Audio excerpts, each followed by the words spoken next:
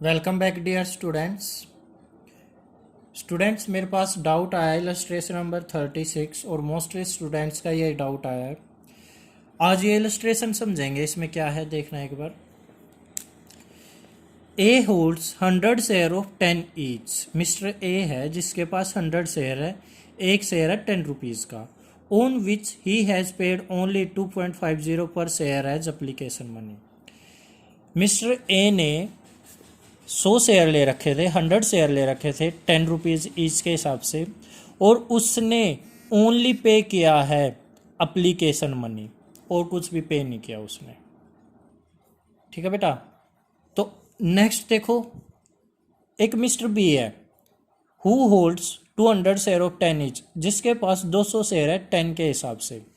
He has paid 2.50 and 2 per share as application and allotment respectively. Respectively का मतलब application पहले लिखी है, तो एप्लीकेशन के हैं 2.50 रुपीज़ और अलॉटमेंट के हैं 2 रुपीज़। तो इसने बी ने क्या क्या पे किया है, अलॉटमेंट और एप्लीकेशन, मीन्स इसने आगे कॉल मनी पे नहीं करी। एक मिस्टर सी है जिसके पास 300 शेयर है 10 के हिसाब से, उसने 2.50 एप्लीकेशन के पे कर दिए और 2 अलॉटमेंट के पे कर दिए और 3 फर्स्ट कॉल के पे कर दिए। तो इसने क्या नहीं पे किया होगा, इससे नेक्स्ट कॉल जो बनती है फाइनल कॉल वो नहीं पे की होगी। देखो इसमें लिखा भी हुआ है दे फेल्ड। दे का मतलब है ए बी और बी बी और C B fail to pay their arrears means outstanding and final call.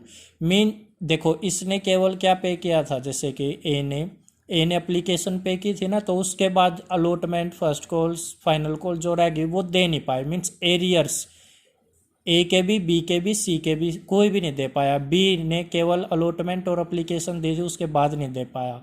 C application दे चुका, अलॉटमेंट दे चुका, फर्स्ट कॉल दे चुका है, तो फाइनल नहीं दे पाया। मीन्स जो जिसका पैसा रहता था वो दे नहीं पाए, इस लाइन का मतलब ये है।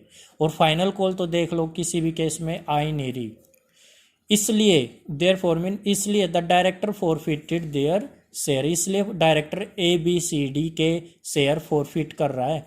और फॉरफिट करने के बाद क्या हो रहा है, these share were subsequently means बाद में रीइशू हो गए। ये शेयर जो फॉरफिट हुए हैं 100 इसके, 200 इसके और 300 इसके, टोटल कितने हो गए 100 और 200, 300, 300 और 300 600।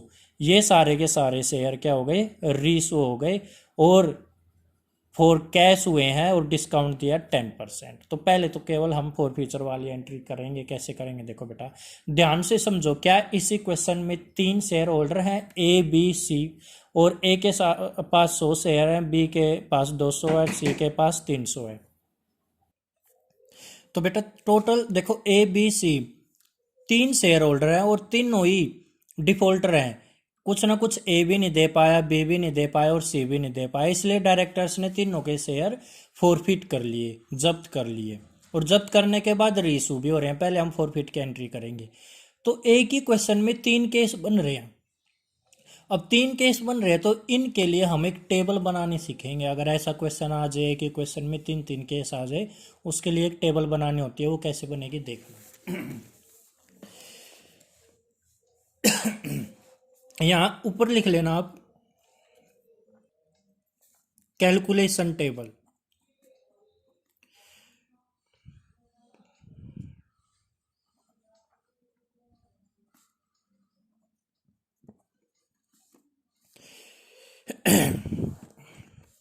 ये टेबल क्या कैलकुलेट करेगी कि कौन सी कॉल पर कितना पैसा नहीं आया। देखो जो मिस्टर एक्स है,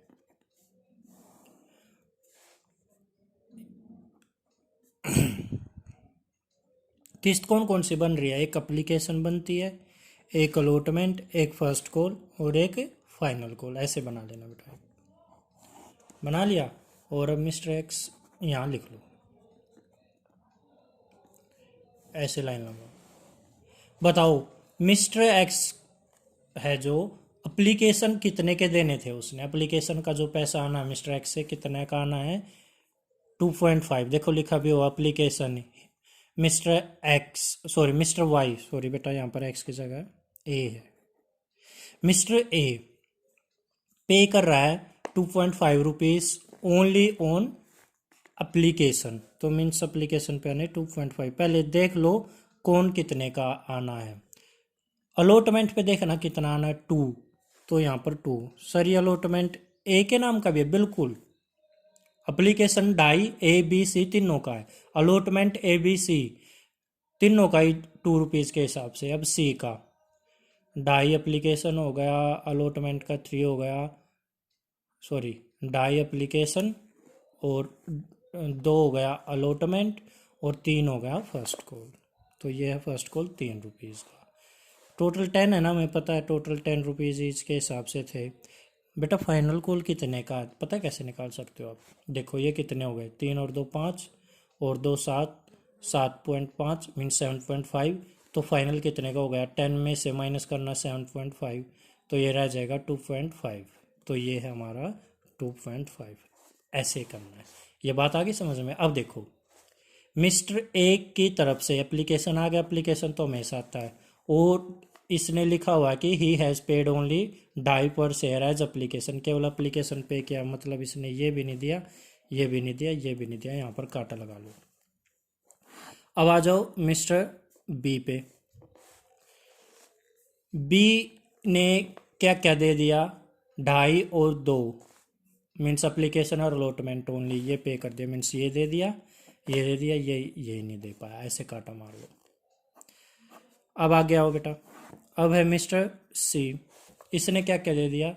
सी ने एप्लीकेशन दे दिया, अलॉटमेंट दे दिया, और फर्स्ट कॉल दे दिया। तो क्या नहीं दिया होगा? फर्स्ट कॉल, फाइनल कॉल नहीं दिया होगा। ये दिया, ये दिया, ये दिया, ये नहीं दिया।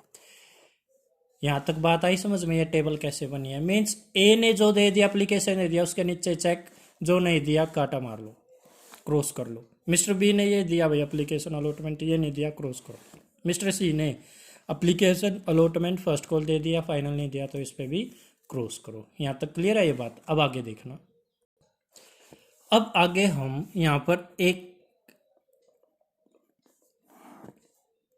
और हेडिंग बनाएंगे। यहाँ पर लिखेंगे अमाउंट जो भी हमें रिसीव्ड हुई है, और एक और बनाएंगे अमाउंट जो हमें रिसीव नहीं हुई है, नॉट रिसीव्ड। क्या अमाउंट रिसीव हुआ भाई? हमें एप्लीकेशन का तो सारा ही मिल गया, बिल्कुल। कितना बना टोटल वो देखते हैं अब। कितना भाई? इसके पास थे 100 शेयर, इसके पास थे 2 3, ऐसे थे ना।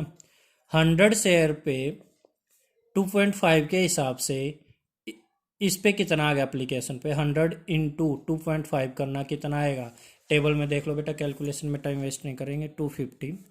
अब 200 पे मिस्टर बी का 2.5 रुपये एप्लीकेशन के अकॉर्डिंग कितना बन रहा है? इसको 2.5 से मल्टीप्लाई करोगे 500 रुपये, और इसका कितना आ गया? 300 के हिसाब से 2.5 से मल्टीप्लाई करोगे, तो ये आ गया हमारा, फिर मल्टीप्लाई कर लेना 300 को 2.5 से, ये आ जाएगा 750 रुपये। तो टोटल एप्लीकेशन पे अमाउंट हमारा कितना रिसीव हुआ? 1500 रुपये। अब मिस्टर बी पे, इस पे अलॉटमेंट पे आ जाओ। 100 के हिसाब से कितना नहीं आया? ये नहीं आया ना, तो 100 गुणा में 2 200, 200 गुणा में 2 400, ये आ गया है, और 300 गुणा में 2 600। तो अमाउंट रिसीव कितना हुआ बेटा? चेक वाला मतलब आ गया, ये जो मैंने चेक लगा रखा है, कितना आ गया? 400 और 600, 1000 रुपये आ गया। और जो नहीं आया, यहाँ तो सब कुछ आ गया था ना, यहाँ कितना नहीं आया? एक ये काटा ये लगा हुआ है, मतलब ये नहीं आया। देखो ये 600 तो आ गया ना, सॉरी ये चेक वाले आ गए, तो ये मैंने क्या किया, टोटल करके लिखा भाई मेरा 1000 रुपीज़ तो आ गया अमाउंट रिसीव्ड। और जो अमाउंट नोट रिसीव्ड है उसके आगे मैंने काटा लगा रखा है, अमाउंट नोट रिसीव्ड हो गया यहाँ पर 200 रुपये। मीन्स अलॉटमेंट पे टोटल कितना पैसा नहीं आया? 200 रुपये। ठीक है, आगे चलो। अब मिस्टर ए की तरफ से 100 शेयर पे फर्स्ट कॉल के 3 के हिसाब से कितने पैसे नहीं आए? 300। इसके कितने नहीं आए? 200 गुणा में 3 600, और 300 गुणा में 3 900 आ गए। तो अमाउंट रिसीव्ड हुआ हमारा 900, चेक 900, चेक वाला तो आ गया, जो नहीं आया वो है, वो भी कितना है? 900। 600 और 300, 600 और 300 900। ये अमाउंट नोट रिसीव्ड, कॉलम बना रखा ना, अमाउंट नोट रिसीव्ड। अब फाइनल कॉल पे तो भाई कोई भी नहीं दे के आया, तो मतलब 100 के हिसाब से ढाई कितना बनेगा, 250 रुपये बनेगा। फिर 200 के हिसाब से ढाई पे कितना आना चाहिए, 500। और फिर 300 के हिसाब से ढाई पे आना चाहिए 700। तो ये कितना पैसा नहीं आया टोटल, मैं टोटल कर रहा हूँ, ये यहाँ तो कुछ आएगा नहीं क्योंकि कुछ रिसीव नहीं हुआ, मतलब रिसीव तो कुछ हुआ ही नहीं, तो मैंने खाली छोड़ दिया। और जो रिसीव हुआ है, नोट रिसीव्ड हुआ है, वो कितना होगा, इन तीनों को टोटल कर लो, ये आएगा बेटा 1500 रुपये। क्लियर है। अब बनाते हैं, देखो एंट्री फोर फीचर वाली। क्या एंट्री बनाते हैं, share capital account debit to, क्या नहीं आया भाई, अलॉटमेंट नहीं आया 200 रुपये, फर्स्ट कॉल नहीं आया, नोट रिसीव्ड के सामने देखो नोट रिसीव्ड जो जो नहीं आया, अलॉटमेंट पे नहीं आया 200, फर्स्ट कॉल पे नहीं आया 900, और फाइनल पे नहीं आया 1500। फिर आपको पता है यहाँ पर क्या लिखेंगे, to share allotment, to share allotment, to share first call, to share final call. कितना नहीं आया देखना बेटा, एप्लीकेशन का तो सारा आ रखा है, आता ही है ये, तो कभी मिस हो ही नहीं सकता। अलॉटमेंट पे क्या नहीं आया, amount note received 200। First call पे क्या नहीं आया, नोट रिसीव्ड वाला देखो 900 रुपये। और फाइनल कॉल पे क्या नहीं आया, नोट रिसीव्ड 1500। यहाँ पर क्या अमाउंट आनी चाहिए बेटा, सारा एक साथ कर रहे ना, मतलब 100 प्लस मिस्टर ए का 100 है, मिस्टर बी का 200 और मिस्टर सी का 300, और पैसे कितने मंगवाए हैं, सारे मंगवाए इंटू 10। तो ये 100 और 200 300, 300 और 300 600 इंटू 10, ये आना चाहिए था टोटल 6000 रुपये। तो यहाँ पर कितना आ गया, 6000। बेटा डाउट आए एक और तरीका इस क्वेश्चन को कराने का, मैं वो भी बता दूंगा, अगर इससे आ जाए तो इससे कर लेना। फिर यहाँ क्या लिखते हैं, टू शेयर फोर फीचर, ये लिखा। इस 6000 में से ये तीनों माइनस कर देंगे, जो आएगी अमाउंट यहाँ पर लिख देंगे। मैं टाइम वेस्ट नहीं कर रहा, तो मैं देख लेता हूँ ये कितना आया, 6000 में से ये तीनों माइनस करे, ये आ गया 3400।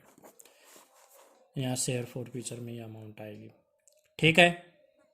अब देखो फोर फीचर में कितना अमाउंट आया है, 3400। आगे देखना, अब देखो क्या बोल रखा है क्वेश्चन में, दी शेयर वर सब्सिक्वेंटली री इशू, ये शेयर रीशू भी हो रहे हैं और डिस्काउंट पे हो रहे हैं 10%। बेटा देखो 10 ईच लिखा हुआ ना, जो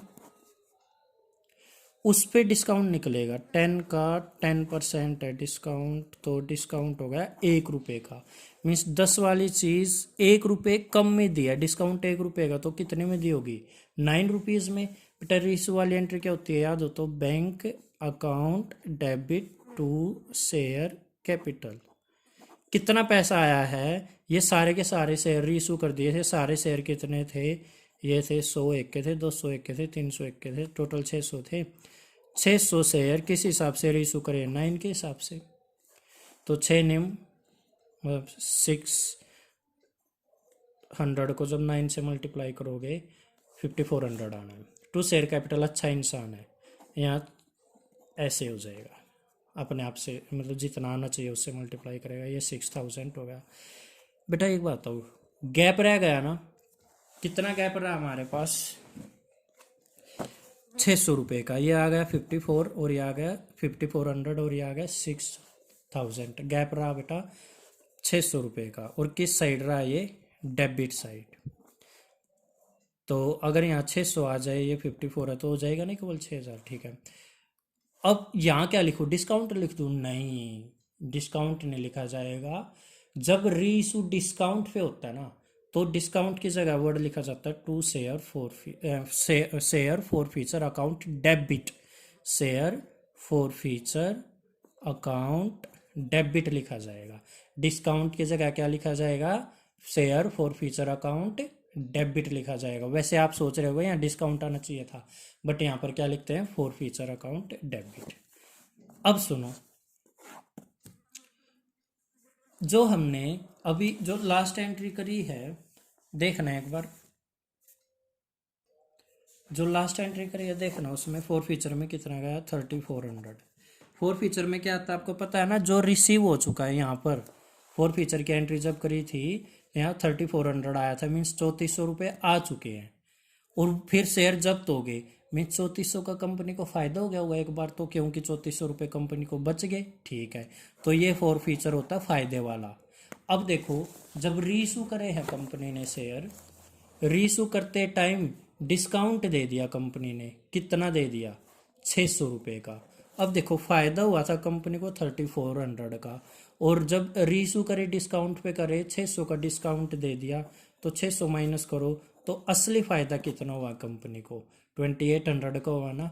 तो ये जो असली फायदा हुआ है इसको हम लिख देंगे कैपिटल रिजर्व में ट्रांसफर कर देंगे इसको।